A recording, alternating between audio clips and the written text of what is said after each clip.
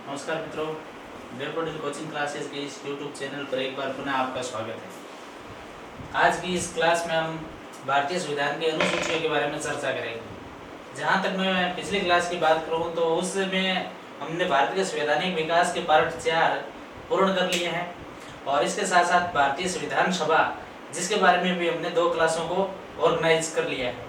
तो उससे आगे जब हम भारत के संविधान परिचय के तौर पर पढ़ते हैं तो जिसमें भारतीय संविधान का स्रोत क्या रहे हैं, क्योंकि कई सारे विदेशों के संविधानों को एक जगह कलेक्ट करके और उनकी जो जो चीज़ें भारत के दृष्टिकोण से उपयुक्त थी वो हमने अपने संविधान में समावेश की थी। तो संविधान के परिचय के तौर पर हम भारतीय संविधान की अनुसूचियाँ, भारतीय संविधान के भाग और भारतीय संविधान के विदेशी स्रोतों के तौर पर चर्चा करते हैं। तो आज की इस क्लास में हम भारतीय संविधान की अनुसूची के बारे में चर्चा करेंगे। अब भारतीय संविधान की अनुसूची के दृष्टिकोण से देखें तो उससे पहले हमें 2-3 छोटे छोटे शब्दावली है उनके बारे में डिस्कशन करना होगा। भारतीय संविधान की अनुसूची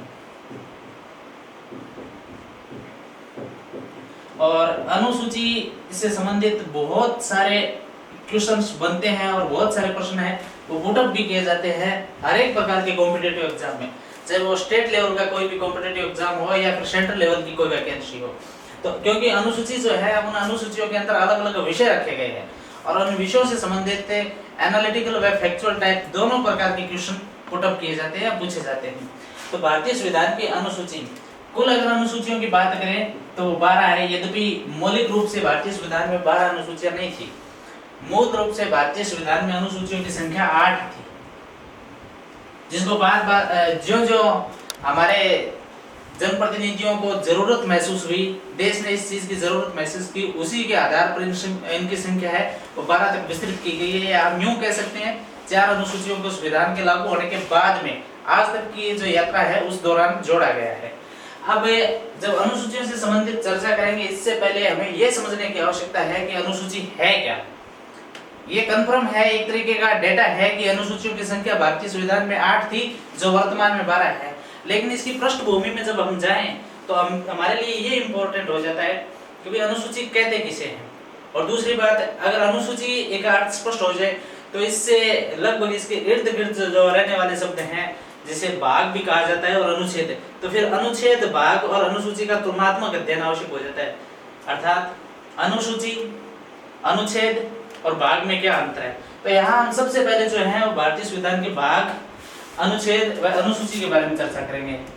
भाग, अभी भारतीय संविधान में 22 भाग है, यद्यपि इनकी संख्या में भी कटौती या बढ़ोतरी की गई है, क्योंकि हमारा जो भारतीय संविधान का भाग 7 है उसके अंदर उसको एक तरीके से लैप्स करके और उसके अतिरिक्त भाग 4A या फिर 14A इस तरीके के अतिरिक्त भाग जोड़े गए हैं। तो टोटल मिला के अब भागों की संख्या जो 25 हो गई, लेकिन कंपटीशन के पॉइंट ऑफ व्यू से भारतीय संविधान के अगर भाग पूछे जाए तो अपना उत्तर है वो 22 रहेगा। दूसरा अनुच्छेद,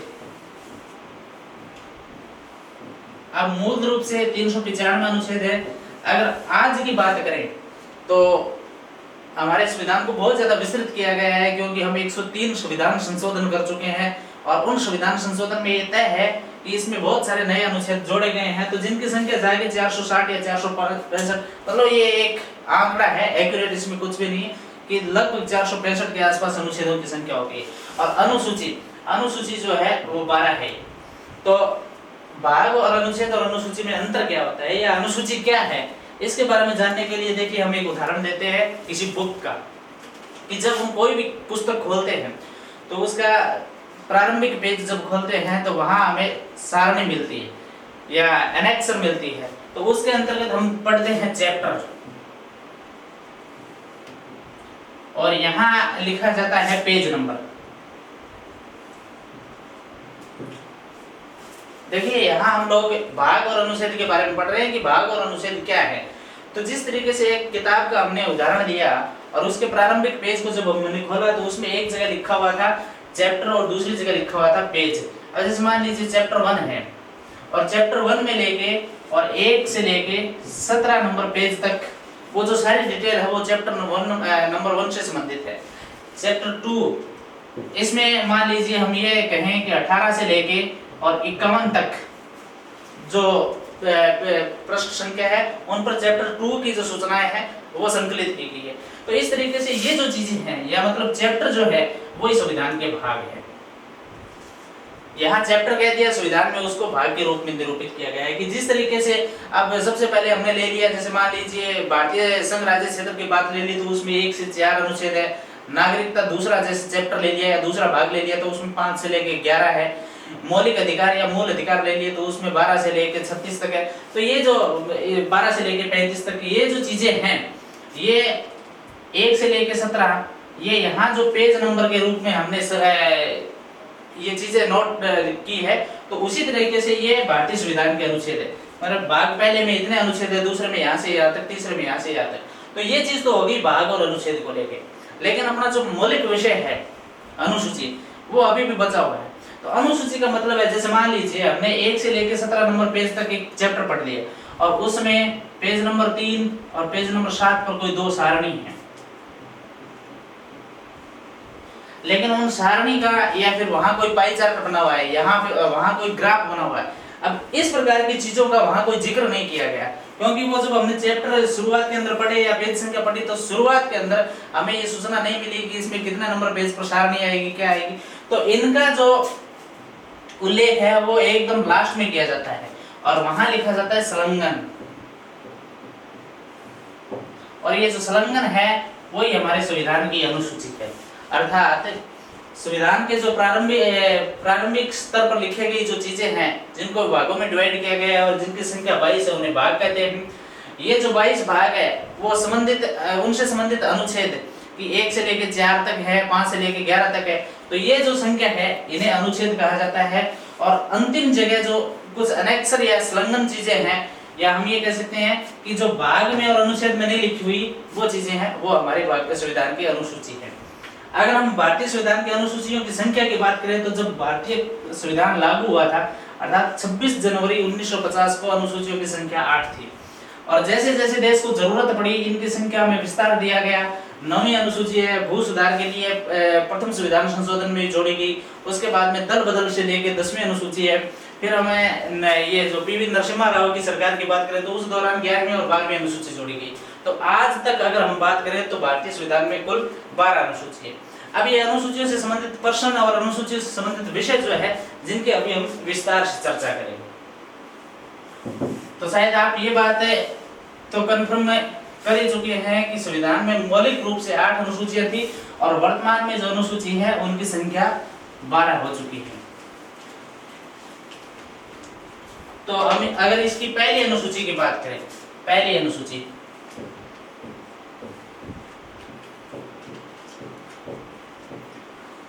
अब पहली अनुसूची का जो विषय क्षेत्र है, मतलब पहली अनुसूची में कौन कौन से विषय शामिल किए गए हैं, तो उसके अंतर्गत है संघ व राज्य क्षेत्र। संघ व राज्य क्षेत्र मतलब हम ये कह सकते हैं कि भारतीय संविधान के भाग प्रथम या 1 नंबर भाग में जो जो चीजें इंक्लूड है वही पहली अनुसूची के अंदर शामिल है। यह संविधान के अनुच्छेद 1 से लेकर 4 तक जो वर्णन किया गया है, 4 तक में जो इंफॉर्मेशन जुटाई गई है, उन सभी अनुच्छेदों का संबंध है वो पहली अनुसूची से।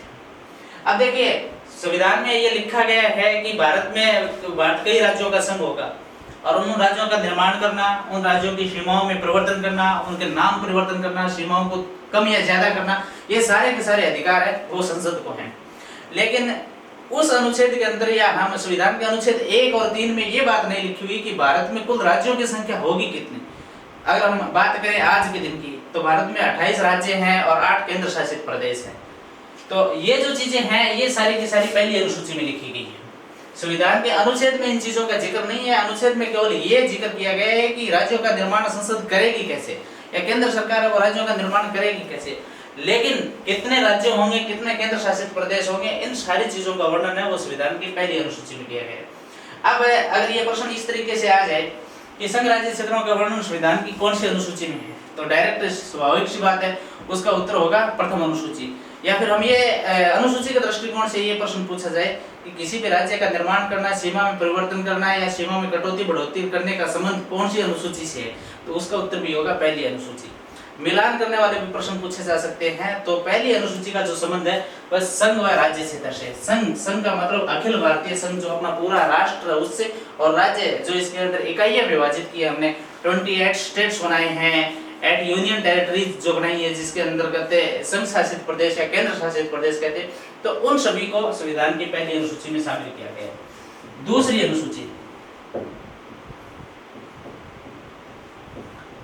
अनुसूची में जो शामिल किए गए विषय हैं उनमें लिखा गया है संवैधानिक पदाधिकारियों का वेतन। अब संवैधानिक पदाधिकारी, इसके लिए हमें पहले तो ये समझना होगा कि संवैधानिक पदाधिकारी होते कौन है। मतलब ऐसे जो भारत के कर्मचारी या ऐसे भारत के पदाधिकारी जिनका हमारे संविधान में वर्णन किया गया है। उदाहरण के तौर पर हम यहाँ राष्ट्रपति का उल्लेख कर सकते हैं। राष्ट्रपति है, लोकसभा अध्यक्ष है, सीवीसी है, सीएजी है, या राज्यसभा अध्यक्ष है। राज्यसभा अध्यक्ष जिसे हम उपराष्ट्रपति कहते हैं, इस बात का ध्यान रखें कि हमारे जो उपराष्ट्रपति पद का है वो संविधान के अंदर जिक्र नहीं किया गया है, या जिक्र की अगर हम बात करें तो वेतन के तौर पर उपराष्ट्रपति को वेतन नहीं मिलता है। वेतन है वो राज्यसभा के अध्यक्ष के तौर पर वेतन मिलता है, या अध्यक्ष, या हम यूं कहें राज्यसभा के सभापति के तौर पर। हमारे जो उपराष्ट्रपति महोदय हैं उनको जो वेतन मिलता है वो उपराष्ट्रपति के नाम पर ना मिलकर राज्यसभा का सभापतित्व करने के लिए राज्यसभा के सभापति के तौर पर मिलता है। तो जैसे मान लीजिए कल को एक विवादित प्रश्न आ गया, निम्न में से किस पदाधिकारी को अनुसूची दूसरी के तहत वेतन नहीं दिया जाता। ऑप्शन में आ जाए राष्ट्रपति, दूसरा आ जाए मुख्य निर्वाचन आयुक्त, तीसरा आ जाए उपराष्ट्रपति, और चौथा आ जाए सीएजी या नियंत्रक एवं महालेखा परीक्षक। तो स्पष्ट है कि अपना उत्तर जो है वो उपराष्ट्रपति होगा, क्योंकि उपराष्ट्रपति के वेतन का कोई प्रावधान नहीं है। उपराष्ट्रपति जो पदाधिकारी होते हैं उनको जो वेतन मिलता है वो राज्यसभा के सभापति के तौर पर मिलता है, ना कि उपराष्ट्रपति। तो दूसरी जो अनुसूची है उसमें संवैधानिक पदाधिकारियों, बाकी जो अपने कर्मचारी है उनके वेतन का जिक्र नहीं है। जो जिन कर्मचारियों या जिन पदाधिकारियों का हमारे संविधान में जिक्र किया गया है उनका वेतन कितना मिलेगा, भत्ता किस तरीके से मिलेगा, ये जो सारी चर्चाएं हैं वो दूसरी अनुसूची। तीसरी अनुसूची, अब तीसरी अनुसूची की अगर हम बात करें, तीसरी अनुसूची का विषय जो है वो है शपथ को लेके, और शपथ जो है वो संवैधानिक पदाधिकारियों की शपथ, ओथ। अब यहाँ जो हमारे संविधान में जिन पदाधिकारियों की चर्चा की गई है उन पदाधिकारियों के द्वारा जो शपथ ली जाती है, और शपथ में भी देखिए इससे रिलेटेड कई सारे प्रश्न आते हैं कि फला पदाधिकारी को कौन शपथ दिलवाता है, फला पदाधिकारी किस चीज की शपथ लेता है। अगर हम बात करें किसी मंत्री की या प्रधानमंत्री की तो वह पद व गोपनीयता की शपथ लेता है।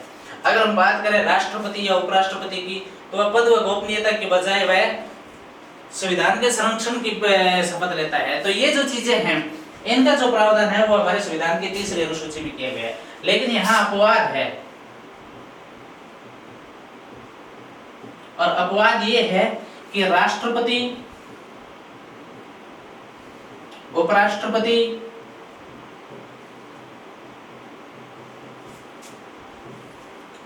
और राज्यपाल, ये जो तीन पदाधिकारी हैं इनकी शपथ का प्रावधान अनुसूची 3 में नहीं है। इनकी शपथ का जो प्रावधान है वो इनके अपने संविधान के अनुच्छेद लिखे गए हैं, चाहे वो अनुच्छेद 59 रहा होगा या 69 रहा होगा। ये इस प्रकार के जो अनुच्छेद है उन अनुच्छेद के अंदर इनकी शपथ का जिक्र है, न कि इनका संविधान की अनुसूची तीसरी के अंदर। हाँ, अगर प्रधानमंत्री की बात करें या फिर मंत्री परिषद के किसी भी सदस्य, चाहे वो राज्य मंत्री रहे हों या फिर वो काबीना मंत्री रहे हो, कैबिनेट मंत्री रहे हो, उन व्यक्तियों की अगर शपथ की चर्चा करें तो वो तीसरी अनुसूची के तहत है।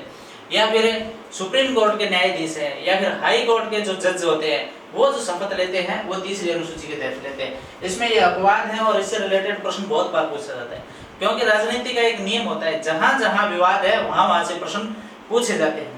तो कल को हो सकता है कि निम्न में से किस पदाधिकारी के द्वारा अनुसूची 3 के अंतर्गत या अनुसूची 3 के अंतर्गत शपथ नहीं ली जाती, और उसमें एक ऑप्शन आ जाए प्रधानमंत्री, दूसरा ऑप्शन आ जाए केंद्रीय गृह मंत्री, तीसरा ऑप्शन आ जाए किसी राज्य का मुख्यमंत्री और चौथा ऑप्शन राष्ट्रपति। तो स्वाभाविक सी बात है अपना उत्तर है वो राष्ट्रपति होगा। क्यों? क्योंकि राष्ट्रपति जो है वो शपथ है वो अपने अनुच्छेद के अंतर्गत लेते हैं, जिसके अंदर ये जो 59 का प्रावधान है, 59 जो है तो उसके अंदर 60 जो 60 नंबर अनुच्छेद है उसके अंतर्गत शपथ लेते हैं, जबकि बाकी ये जो पदाधिकारी हैं वो अनुसूची 3, इसमें अपवाद में राष्ट्रपति 1 नंबर, उपराष्ट्रपति 2 और राज्यपाल, इन 3 व्यक्तियों की शपथ का प्रावधान नहीं है। अब अगली जब हम अनुसूची की बात करें तो वो है चौथी अनुसूची।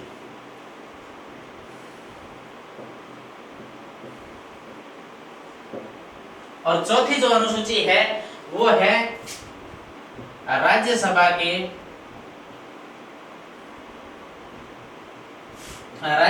के निर्वाचित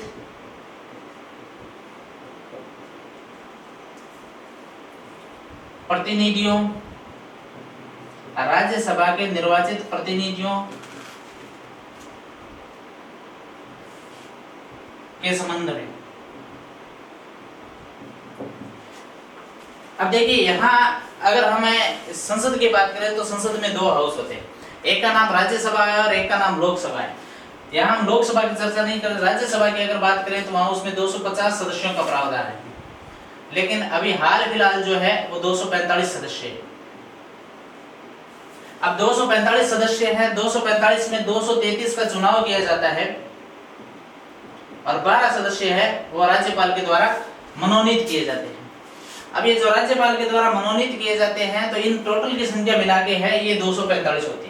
तो देखिए यहाँ इसमें लिखा है कि निर्वाचित प्रतिनिधियों के संबंध में चौथी अनुसूची में, कल को अगर ये प्रश्न पूछ लिया जाए चौथी अनुसूची का संबंध संसद के निर्वाचित प्रतिनिधियों से है तो ये पूर्णतः गलत है। संसद का मतलब हो गया लोकसभा प्लस राज्यसभा दोनों, लेकिन यहाँ केवल राज्यसभा है। अगर ये प्रश्न आ गया कि चौथी अनुसूची का संबंध राज्यसभा के जनप्रतिनिधियों से संबंधित है या राज्यसभा के सारे प्रतिनिधियों से संबंधित है, तो ये भी जो स्टेटमेंट है वो गलत है, क्योंकि इसमें लिखा गया है कि निर्वाचित प्रतिनिधियों के संबंध में जो राज्यसभा के सदस्य नियुक्त किए जाएंगे, निर्वाचन होगा उनका, तो उनकी जो सीटों का विभाजन है, किस राज्य से कितने आएंगे, किस राज्य से कितने आएंगे, ये जो सारे प्रावधान है वो संविधान की चौथी अनुसूची के अंदर किया गया है। और इसके अंतर्गत हमारे 28 स्टेट्स और 28 स्टेट्स के साथ साथ दिल्ली, पांडिचेरी और आजकल अब जम्मू कश्मीर हो गया। लद्दाख नहीं है इसके अंदर, केवल जम्मू कश्मीर जो है, क्योंकि लद्दाख के अंदर राज्यसभा सीट का प्रावधान नहीं किया गया है हाल फिलहाल। तो ये जो स्टेट्स और अपने यूनियन टेरिटरीज हैं, तो यहाँ से जो राज्यसभा के प्रतिनिधि निर्वाचित होकर संसद के अंदर पहुंचते हैं, राज्यसभा में पहुंचते हैं, निर्वाचित प्रतिनिधि ना कि मनोनीत है, तो उन निर्वाचित प्रतिनिधियों के पद विभाजन का जो संबंध है वो संविधान की चौथी अनुसूची में। तो इस बात का ध्यान रखें, चौथी अनुसूची का संबंध केवल राज्यसभा से है और राज्यसभा के साथ साथ राज्यसभा के केवल निर्वाचित प्रतिनिधियों से है। उसमें मनोनीत किए जाने वाले सदस्य जो जिनकी संख्या 12 होती है संविधान के अनुच्छेद 80 के तहत जिनका मनोनयन किया जाता है, उन मनोनीत सदस्यों का इस चौथी अनुसूची के अंदर कोई जिक्र नहीं है। उससे अगर हम आगे चल के 5वीं अनुसूची की बात करें, 5वीं अनुसूची,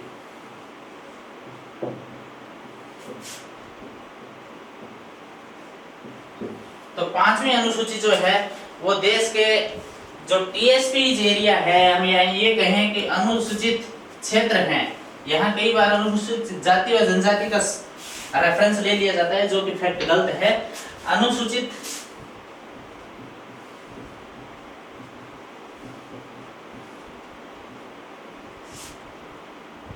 क्षेत्रों के नियंत्रण व प्रशासन, अनुसूचित क्षेत्र शेड्यूल एरिया जो होते हैं, मतलब ऐसे जो आदिवासी क्षेत्र, आदिवासी इलाके जिन्हें आदिम इलाका कहा जाता है या जनजातीय जो क्षेत्र है, उन क्षेत्रों को हमारे देश में सारे स्टेट्स में लगभग ये सुविधा, ये इस प्रकार की सामाजिक संरचना पाई जाती है और उन लोगों के प्रशासन के लिए कुछ छूट दी गई है, या उन लोगों को अपनी कला संस्कृति का संरक्षण करने के लिए हमारा जो बाकी देश का प्रशासन है उससे कुछ हम ये कह सकते हैं कि हटके सुविधाएं दी गई है, तो उनके प्रशासन का सारा जिक्र जो है वो 5वीं अनुसूची के अंदर है, जिसके अंतर्गत कई बार कॉम्पिटिटिव एग्जाम में भी हमने देखा होगा कि टीएसपी के लिए अलग से सीटें आती है। तो ये जो टीएसपी इलाका है ये इसका हम ये कह सकते हैं अनुसूचित क्षेत्र है। मैं पुनः एक बार स्पष्ट करना चाहूंगा, हमने यहाँ अनुसूचित क्षेत्र लिखा है, ना कि अनुसूचित जाति जनजाति लिखे।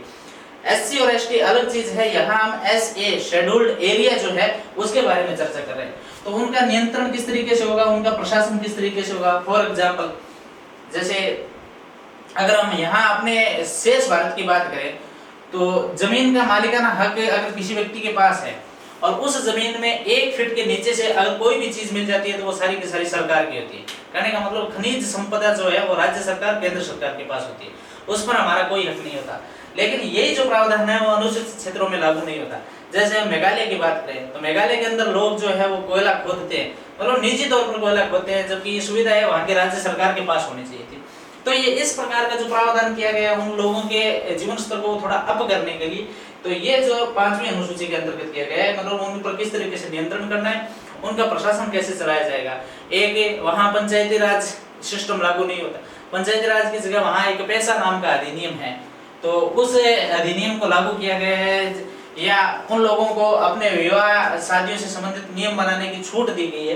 तो ये जो सारा का सारा प्रावधान है ये अनुसूची 5वीं के अंदर किया गया है। अगली अनुसूची की अगर हम बात करें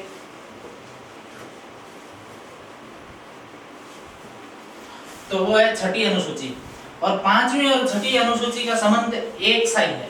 कहने का मतलब जो प्रावधान 5वीं अनुसूची में है वही प्रावधान 6ठी अनुसूची में है, अर्थात हम ये कह सकते हैं कि अनुसूचित क्षेत्रों के लिए ही 6ठी अनुसूची को निर्मित किया गया है। परंतु 6ठी अनुसूची जो है वो कुछ स्टेट विषय तक लिमिटेड है, सीमित है। 6ठी अनुसूची है उसका संबंध पूरे अखिल भारतीय स्तर पर नहीं है, उसका संबंध केवल और केवल 4 राज्य हैं 6ठी अनुसूची, जिसके अंतर्गत हम असम, मणिपुर, मिजोरम व त्रिपुरा। असम, मणिपुर, मिजोरम व त्रिपुरा, ये जो अपने 4 स्टेट्स हैं, उन स्टेट्स के अनुसूचित क्षेत्रों के उनके अनुसूचित क्षेत्रों के नियंत्रण व प्रशासन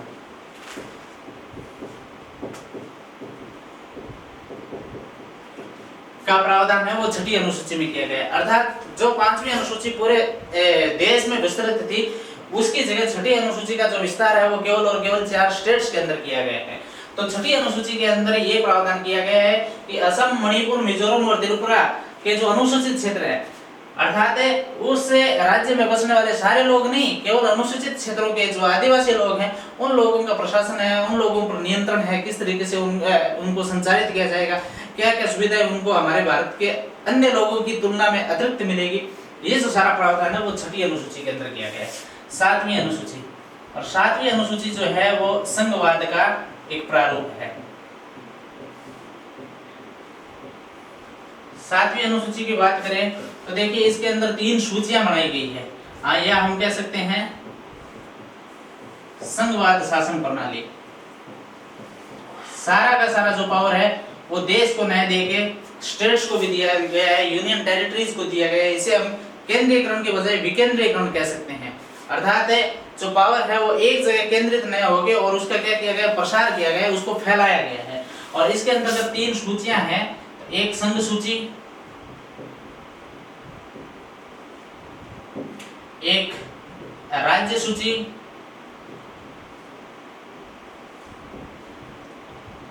एक संवर्ती सूची।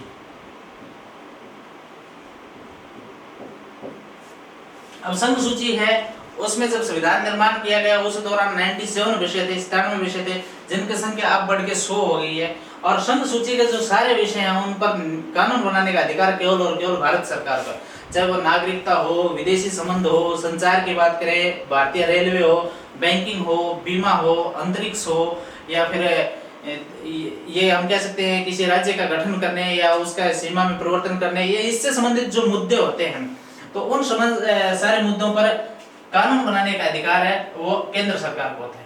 राज्य सूची जो है वो उसके अंदर जो विषय हैं, यद्यपि उनके अंदर जो विषय थे उनकी 42वें संविधान संशोधन में 4 विषयों में कटौती करके उनको समवर्ती सूची की तरफ ले जाया गया है। तो ये जो विषय हैं राज्य सूची के, इन पर राज्य सरकार को कानून बनाने का अधिकार है। अब राज्य सरकार को कानून बनाने का अधिकार है, इसमें सामान्यतया शब्द जोड़ा गया है कि सामान्यतया राज्य सरकार को कानून बनाने का अधिकार है। इसका मतलब ये नहीं है कि हर बार राज्य सरकार कानून बनाती है। कई बार ऐसी होती है, कई बार ऐसी कंडीशन आई भी है कि राज्य सरकार की बजाय राज्य सरकार की सिफारिश से वहां केंद्र सरकार ने भी कानून बनाए हैं। और समवर्ती सूची ऐसे विषय होते हैं जिसके अंतर्गत केंद्र व राज्य दोनों का समान हित होता है और वहां केंद्र सरकार भी कानून बना सकती है, राज्य सरकार भी कानून बना सकती है। लेकिन अगर विवाद की स्थिति हो जाए, दोनों के कानून बनाए और उनमें विवाद उत्पन्न हो जाए, तो वहां जो प्रायोरिटी है वो केंद्र के द्वारा बनाए हुए कानून को मिलेगी। तो ये जो तीनों सूचियां हैं जिनके विषयों की चर्चा हम जब आगे डिटेल में पढ़ेंगे उस दौरान करेंगे, कौन कौन से विषय है, संख्या कितनी है, क्योंकि इनकी संख्याओं से संबंधित भी सवाल पूछे जाते हैं। तो इनका जो संबंध है वो संविधान की 7वीं अनुसूची में है। और ये जो 7वीं अनुसूची है वो हमारे भारत के जो, क्योंकि भारत के संविधान पर यह आरोप लगाया जाता है कि एकात्मक संविधान है यहाँ, जबकि भारत का संविधान है वो संघवाद शासन प्रणाली से रिलेटेड है। तो यहाँ राज्यों को भी पावर है, संघ केंद्र को भी पावर है, और ये जो शक्तियां हैं इनका विभाजन वो 7वीं अनुसूची में किया गया है। और उस जगह बाकायदा अलग अलग विषय निर्धारित किए गए हैं कि ये विषय संघ सूची में रहेंगे, ये विषय राज्य सूची में रहेंगे और ये समवर्ती सूची में रहेंगे। आज की क्लास में इतना ही। बाकी जो बची हुई सूचियां हैं जिनके बारे में हम अगली क्लास में चर्चा करेंगे। हमारे चैनल को लाइक करें, सब्सक्राइब करें और अपनी टिप्पणी कमेंट बॉक्स में जरूर दें। बहुत बहुत धन्यवाद, शुक्रिया।